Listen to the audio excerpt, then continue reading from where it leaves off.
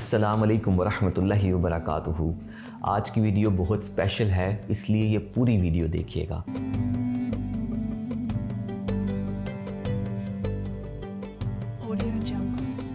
تو شروعات یہاں سے ہوتی ہے کہ آج 2023 ہے نا، تو آج سے تقریباً 1400 سال پہلے 610 میں نبی کریم صلی اللہ علیہ وآلہ وسلم معمول کے مطابق غار حرا میں جایا کرتے تھے۔ تو ایک دن کیا ہوا کہ وہاں پر حضرت جبرائیل علیہ السلام آ گئے، اور اس طرح اس دن لوح محفوظ سے دنیا آسمانی پر پہلی بار قرآن مجید کی پہلی وحی نازل ہوئی۔ تو کیونکہ قرآن مجید بڑی برکتوں والی کتاب ہے، تو اللہ تعالیٰ نے اس رات کو 1000 مہینوں کی عبادت سے بہتر قرار دے دیا۔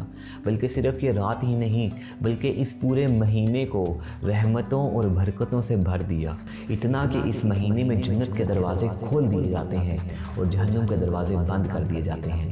جی ہاں، آج کی اس ویڈیو میں ہم رمضان المبارک کی برکتیں اور رحمتیں اور فضیلتیں ڈسکس کریں گے، لیکن اس سے پہلے ہم رمضان المبارک کی تھوڑی سی ہسٹری جان لیتے ہیں۔ تو آپ کو پتہ ہے کہ اسلام کے سٹارٹنگ میں وقت کے ساتھ ساتھ جب مسلمان زیادہ ہو رہے تھے، تو جو کفار تھے وہ مسلمانوں پر بہت زیادہ ظلم کرتے تھے، اتنا کہ اب مسلمانوں کا مکہ میں رہنا بہت مشکل ہو گیا تھا۔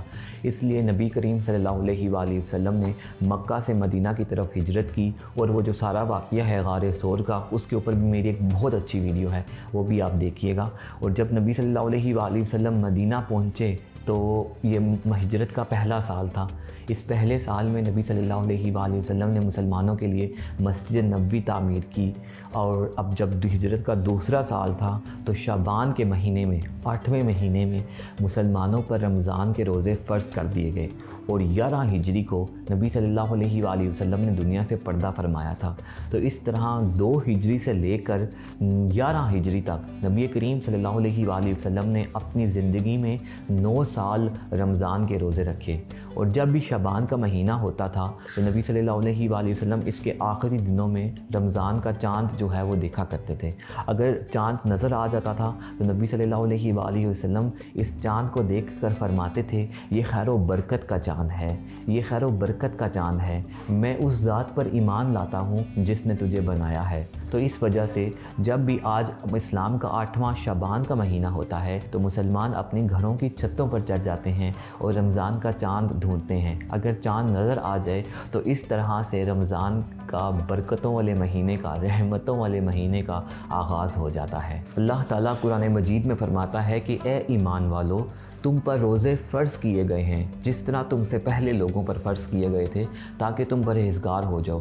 تو اس سے ہمیں یہ پتہ چلتا ہے کہ ہم سے پہلے جو امتیں تھیں، حضرت عیسیٰ علیہ السلام کی، حضرت موسیٰ علیہ السلام کی، ان پر بھی روزے فرض کیے گئے تھے۔ لیکن 5 چیزیں ایسی ہیں جو نبی صلی اللہ علیہ وآلہ وسلم کی امت کو تو ملی ہیں، لیکن اس سے پہلے جو امتیں تھیں ان کو نہیں ملی تھی۔ سب سے پہلی کہ جب روزہ دار روزہ رکھتا ہے تو اس کو بہت زیادہ بھوک لگتی ہے، ایون کہ جب افطاری کا ٹائم ہوتا ہے تو وہ دیکھتا ہے کھانے پڑے ہوئے ہوتے ہیں، پانی پڑا ہوا ہوتا ہے، بہت زیادہ پیاس لگی ہوتی ہے، اس کو بہت زیادہ بھوک لگی ہوتی ہے، لیکن وہ کھاتا نہیں ہے، وہ کچھ پیتا نہیں ہے اللہ تعالیٰ کی رضا کے لیے۔ تو اللہ تعالیٰ کو اس کے منہ کی جو بھوک کی بو ہوتی ہے وہ کستوری سے بھی زیادہ اچھی لگتی ہے۔ دوسرا یہ کہ فرشتے دن رات روزہ دار کے لیے مغفرت کی دعا کرتے ہیں۔ تیسرا یہ کہ اللہ تعالیٰ رمضان میں ہر روز جنت کو سجاتا ہے کہ بہت جلد میرے نیک بندے دنیا کی تھکاوٹ اور تکالیف سے تھک کر میرے گھر آئیں گے اور آرام کریں گے۔ چوتھا یہ کہ جو بڑے بڑے جنات ہوتے ہیں اور جو شیاطین ہوتے ہیں، اللہ تعالیٰ ان کو قید کر لیتا ہے، تو جس کی وجہ سے ہم لوگ جو بہت ساری برائیوں میں مبتلا ہوتے ہیں، جو ایڈکشن میں ہوتے ہیں، کوئی بری چیز ہم چھوڑ نہیں پا رہے ہوتے چاہ کر بھی، تو کیونکہ اس کے پیچھے شیطان ریزن ہوتا ہے، وہ ہمیں برے کاموں کا کہتا ہے، تو شیطان کو اللہ تعالیٰ قید کر لیتا ہے۔ تو ہمارے لیے بہت گولڈن چانس ہے، آپ کسی بھی طرح کی کوئی بھی ایڈکشن میں، کسی برے کام میں مبتلا ہیں تو اللہ تعالیٰ شیطان کو قید کر لے گا، اور آپ کے پاس ایک بہت اچھا موقع ہے جس سے آپ اس بری عادت کو جو ہے وہ چھوڑ سکتے ہیں۔ اور 5واں یہ کہ جب رمضان کی آخری رات ہوتی ہے تو اللہ تعالیٰ سب روزہ داروں کی مغفرت فرما دیتا ہے۔ تو حضرت جبرائیل علیہ السلام نے فرمایا کہ ہلاک ہو وہ شخص جس کو رمضان کا مہینہ ملا اور وہ اپنی بخشش نہ کروا سکا۔ اس پر نبی صلی اللہ علیہ وآلہ وسلم نے فرمایا آمین۔ پھر حضرت جبرائیل علیہ السلام نے یہ دعا مانگی اور نبی صلی اللہ علیہ وآلہ وسلم نے فرمایا آمین۔ फिर हज़रत जिब्राइल अलैहिस्सलाम ने ये दुआ 3 दफ़ा मांगी और नबी सल्लल्लाहु अलैहि वसल्लम ने फरमाया आमीन। तो इस वजह से हमें इस माह की फजीलत को समझना चाहिए। इस माह की बरकतों और रहमतों को देखते हुए हमें रमज़ान के इबादत का स्पेशल एहतमाम करना चाहिए और 1 सेकंड भी ज़ाया नहीं करना चाहिए। रमज़ान की फजीलत का अंदाज़ा इस बात से लगाया जा सकता है कि नबी सल्लल्लाहु अलैहि वसल्लम ने फरमाया कि अगर लोगों को रमज़ान की फजीलत का पता चल जाए तो लोग ये ख्वाहिश करें कि सारा साल रमज़ान ही हो। एक और हदीस में नबी करीम सल्लल्लाहु अलैहि वसल्लम ने फरमाया कि रोज़ादार को 2 खुशियाँ हासिल होती हैं। एक, वो जब रोज़ा रखता है तो सारा दिन उसको बहुत ज़्यादा भूख प्यास लगती है, तो जब रोज़ा खुलता है तो वो पानी पीता है, खाना खाता है, एक खुशी उसको उस वक्त हासिल होती है। और दूसरा, जब वो अल्लाह ताला से मुलाकात करेगा तो जो उसने रोज़ा रखा होगा उसका सवाब और उसका इनाम देखकर वो खुश हो जाएगा। नबी सल्लल्लाहु अलैहि वसल्लम ने फरमाया कि जिस किसी ने किसी दूसरे की अफ्तारी करवाई तो उसको भी इतना ही सवाब मिलेगा जितना कि उस रोज़ेदार को। तो इस वजह से आप देखते हैं कि हम मुसलमान अपने रिश्तेदारों की, अपने दोस्तों की और दूसरे जो इन सब लोगों की जिनको हम जानते हैं या नहीं जानते, उनकी अफ्तारी करवाते हैं ताकि उनके बराबर जो है वो हमें भी सवाब मिले। और सुबह शाम दिन रात हम इस्तग़फ़ार पढ़ते हैं, अल्लाह ताला से अपने गुनाहों की माफ़ी मांगते हैं, कुरान मजीद की तिलावत करते हैं, एक दूसरे से अच्छे से बात करते हैं, मुंह पे हमारे स्माइल होती है, हाँ नरमी से बात करते हैं, कोई गालियाँ वगैरह गंदे अल्फाज सारी बुरी बातों से जो है वो हम परहेज़ करते हैं। और इस वजह से ताकि अल्लाह ताला हमसे राज़ी हो जाए और हमारी मग़फ़िरत फरमा दे। नबी सल्लल्लाहु अलैहि वसल्लम ने जो रमज़ान की रात की इबादत है उसकी बड़ी फजीलत बताई है। इस वजह से हम मुसलमान रमज़ान में रात को तरावियाँ पढ़ते हैं।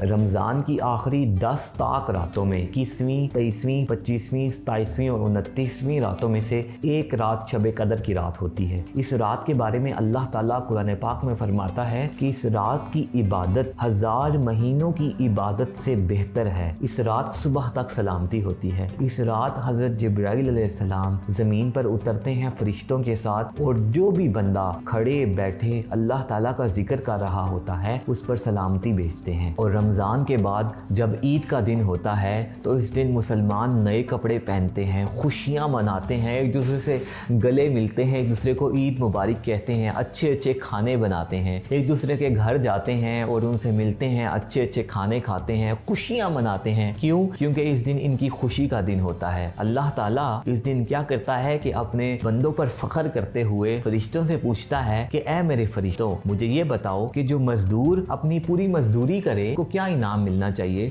तो फरिश्ते कहते हैं कि या इलाही उसको पूरा पूरा अजर मिलना चाहिए। तो अल्लाह ताला फरमाता है कि मेरे इन बंदों ने और इन बंदियों ने जो इन पर हक था वो इन्होंने पूरा कर दिया है। तो मुझे अपनी इज्जत, अपने करम, अपनी बुलंदी, अपने जलाल और रिफत व मकानी की कसम कि मैं इनकी दुआ जरूर कबूल करूंगा। और फिर अपने बंदों से फरमाता है कि लौट जाओ, मैंने तुम्हें माफ कर दिया, मैंने तुम्हें बख्श दिया, इवन के जो तुम्हारे गुनाह थे उनको भी मैंने नेकियों में तब्दील कर दिया। और इस तरह ये जो लोग होते हैं वो बख्शे हुए वापस लौटते हैं। तो मुझे आप ये बताएं कि अल्लाह ताला की तरफ से ये हमारे लिए कितना एक रहमतों भरा, बरकतों वाला, हमारे लिए कितना एक अच्छा मौका है जिसमें अल्लाह ताला से हम अपनी बख्शिश करवा सकते हैं, अल्लाह ताला को जिससे हम राजी कर सकते हैं। अल्लाह ताला हमसे बहुत मोहब्बत करता है, इसी वजह से उसने जो है वो हमें ये कितना अच्छा एक गोल्डन चांस दिया है जो हर साल हमारी ज़िंदगी में आता है। तो मैं आपको पता है क्या सजेस्ट करता हूँ, आप इस रमज़ान में सबसे पहले तो सुबह शाम उठते बैठते अपना 1 सेकंड भी ज़ाया ना करें। हर वक्त अपने मुंह से अस्तगफार अस्तगफार ला इलाहा इल्लल्लाह, सबसे पहले अपने जो भी आप काम कर रहे हैं हर वक्त जो है ना वो जिक्र करते रहें। उसके बाद ये है कि जो ये छोटी छोटी सी दुआएं हैं हमारी डेली लाइफ के, घर में आने की, घर से बाहर जाने की, जो है वो मस्जिद में जाने की, वाशरूम में जाने की, खाना खाने से पहले, जो भी हैं ये जितनी भी दुआएं हैं सारी दुआएं तर्जुमे के साथ आप जो है वो याद करें। ठीक है, जो कलमे हैं जो ये तर्जुमे के साथ आप इनको याद करें। उसके बाद जो कुरान मजीद है जो आप पढ़ रहे हैं उसकी जो सूरतें हैं वो भी आप याद करें। उसके अलावा उनको जो है ना वो आप समझ के सीखें कुरान मजीद को, इससे आपकी लाइफ में देखना बहुत ज़्यादा जो है वो चेंजिंग आएगी। और मैं जो है वो आपको पता है कि सजेस्ट करूंगा यूट्यूब के ऊपर डॉक्टर फरहत हाशमी के जो तफसीर के साथ जो लेक्चर्स हैं ना वो बहुत अच्छे हैं। उससे आपके दिल में अल्लाह ताला की मोहब्बत पैदा होगी, आपको पता चलेगा कि वो जो किताब जिसने लिखी है ना कि वो कौन है। देखना आप, क्योंकि उससे खूबसूरत तो कुछ भी नहीं है ना। तो अल्लाह ताला की मोहब्बत آپ کے دل میں آئے گی, اس کی عقیدت آپ کے دل میں آئے گی. بہت اچھے ہیں ان کے لیکچرز, تو میں وہ آپ کو جو ہے وہ ریکمینڈ کروں گا. آپ نماز میں بہت ساری غلطیاں ہوتی ہیں, تو آپ نماز میں جو آپ کی غلطیاں ہیں وہ ٹھیک کریں, اور نماز کا جو ترجمہ ہے وہ بھی ساتھ سیکھیں, تاکہ جب آپ نماز پڑھ رہے ہوں تو آپ کو یہ پتا ہو کہ میں جو ہے وہ کیا پڑھ رہا ہوں, اور قرآن مجید کو سمجھ کر پڑھیں. تو آئی ہوپ سو آپ کے لیے میری جو ویڈیو ہے وہ تھوڑی بینیفیشل ہوگی. اس موقع سے میں بس یہی چاہتا تھا کہ ہم اس سے فائدہ اٹھائیں جتنا ہو سکتا ہے. اور ایک میری آپ سے جو ہے وہ ریکویسٹ ہے, وہ یہ ہے کہ میرے لیے, میری فیملی کے لیے, اسپیشلی میری امی اور اس کے علاوہ جتنے بھی لوگ جو ویڈیوز دیکھ رہے ہیں, ان کی اگر کسی پیرنٹ کی ڈیتھ ہوئی ہے تو ان کے لیے مغفرت کے لیے آپ نے لازمی جو ہے وہ دعا کرنی ہے. افطاری کرنے سے پہلے, جب افطاری کا ٹائم ہوگا, وہ قبولیت کا وقت ہوتا ہے, اس وقت آپ نے ہم سب لوگوں کے لیے ضرور جو ہے وہ دعاؤں میں یاد رکھیے گا. تو میری پھر انشاءاللہ تعالی آپ سے نیکسٹ ویڈیو میں ملیں گے. محبتوں اور احترام کے ساتھ آپ سے اس ویڈیو میں اجازت چاہوں گا. اپنا بہت خیال رکھیے گا. ملاقات ہوتی ہے پھر انشاءاللہ نیکسٹ ویڈیو میں. تب تک کے لیے اپنا خیال رکھیے گا. اللہ حافظ.